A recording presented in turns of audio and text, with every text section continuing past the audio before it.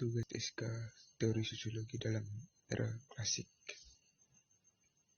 Nama Marcelino Tolaka IN 203 03 0097 Kelas C Semester 2 Prodi Sosiologi Fakultas Ilmu Sosial dan Ilmu Politik Universitas Nusa Cendana Kupang. Lewis Carroll, Petualangan oleh di Negeri Ajaib 1865 sampai 1960. Pada bagian di atas, merpati memiliki teori. Elit adalah ular karena dia memiliki leher yang panjang dan makan telur. Namun elit memiliki teori yang berbeda. Dia adalah seorang gadis kecil. Namun bukan fakta yang diperdebatkan dalam perikop di atas. Elit dengan bebas mengakui bahwa dia memiliki leher yang panjang dan makan telur. Jadi, mengapa Ellis dan Pigeon sampai pada kesimpulan yang berbeda?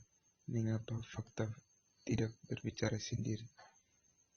Ellis dan Pigeon sama-sama menafsirkan pertanyaan apa itu elit menggunakan kategori, konsep, dan asumsi yang sudah dikenal. Masing-masing konsep, asumsi, dan kategori yang tidak diartikulasikan inilah yang membuat Pigeon dan Ellis memiliki kesimpulan yang berbeda.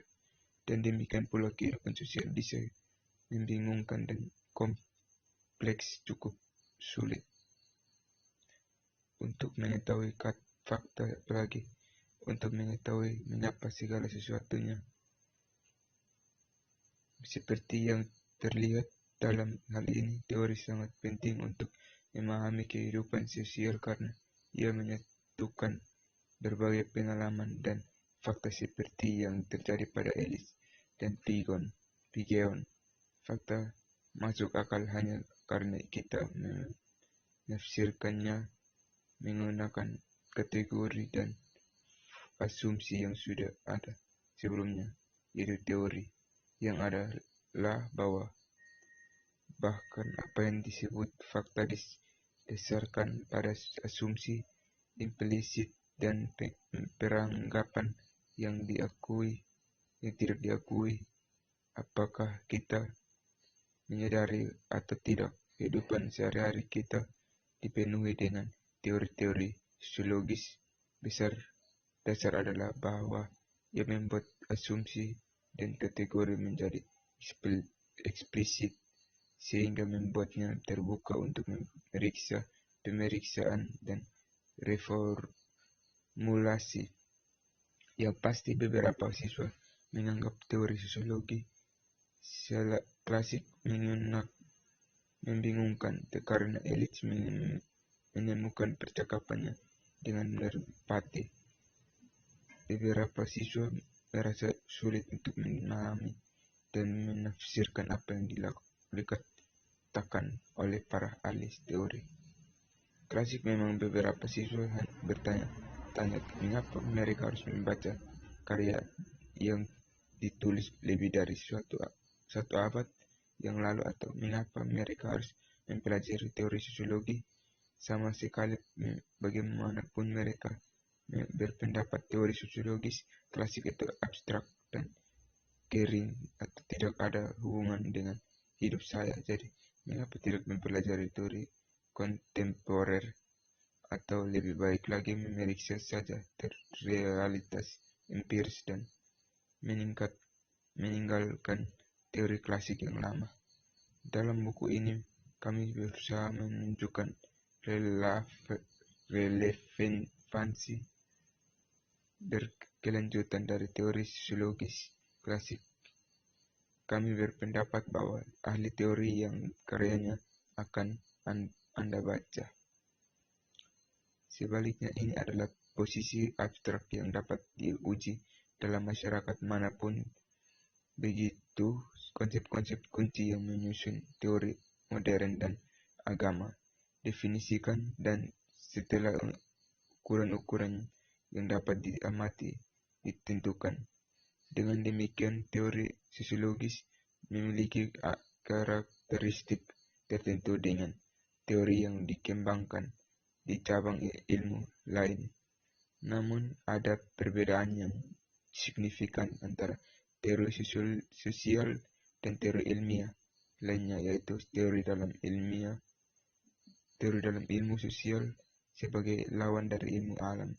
Pertama, teori sosiologis cenderung lebih evolutif dan kritis daripada teori dalam ilmu alam. Teori sosiologis sering kali berakar pada asumsi moral implisit yang kontras dengan gagasan tradisional tentang objektivitas ilmiah. Sebaliknya, ini adalah posisi abstrak. Dengan kata lain, sering kali dianggap bahwa pengejaran pengetahuan ilmiah harus bebas dari penilaian nilai atau penilaian moral, bahwa perhatian utama dan utama sains adalah untuk mengungkap apa yang harusnya, bukan apa yang seharusnya. Memang objektivitas semacam itu sering kali dianggap sebagai ciri khas sains yang memisahkannya dari unsur-unsur pengetahuan lain yang didasarkan pada tradisi agama atau filsafat. Tetapi sebagai sosiolog cenderung tertarik tidak hanya dalam memahami cara bekerja masyarakat, tetapi juga dalam mewujudkan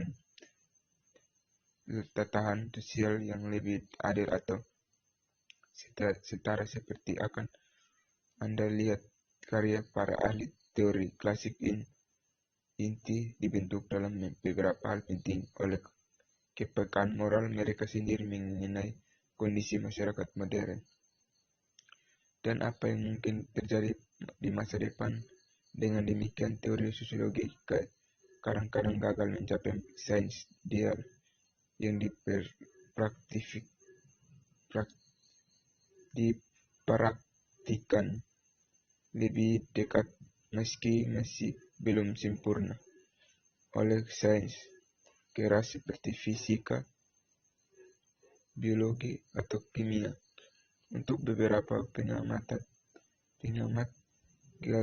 kegagalan untuk menyesuaikan diri secara konsisten dengan cita-cita baik sains atau filsafat adalah alasan utama untuk krisis identitas bermasalah dari disiplin atau status etik jelek dalam dunia akademik. Bagi yang lain, ini merupakan kesempatan untuk mengembangkan pemahaman tentang kehidupan sosial. Perbedaan kedua antara teori sosiologis dan yang ditemukan dalam disiplin ilmu lainnya berasal dari sifat subjeknya masing-masing masyarakat selalu dalam proses perubahan, sedangkan perubahan itu sendiri dapat dipicu oleh berbagai sebab, termasuk konflik internal, perang dengan negara lain, kemajuan ilmu pengetahuan atau teknologi, atau melalui perluasan pasar ekonomi yang pada gilirannya menyebabkan budaya